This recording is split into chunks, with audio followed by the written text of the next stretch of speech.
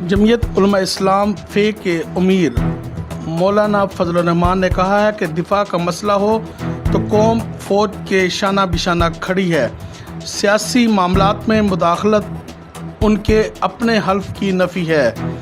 इस मुदाखलत को हम तस्लीम किसी सूरत करने के लिए तैयार नहीं। इस्लामाबाद में पुरहजूम प्रेस कॉन्फ्रेंस से खिताब करते हुए मौलाना फजलुर रहमान ने कहा कि अज़्म इस्तेहकाम ऑपरेशन में यकसुई नहीं पाई जा रही।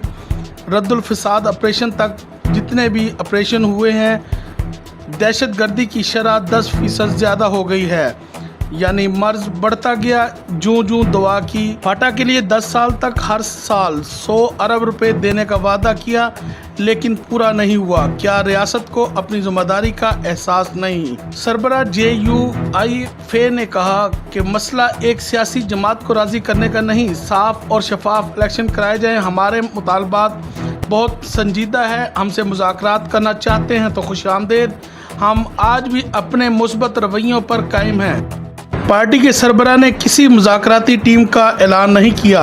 सुन्नी इत्तेहाद कौंसिल के सरबराह का दिल से एहतराम करता हूँ, मगर साहबजादा हामिद रज़ा ने कहा था कि JUI के साथ इत्तेहाद नहीं हो सकता। दो मुतसादम किस्म की आरा में कोई राय कायम करने में दिक्कत महसूस कर रहे हैं।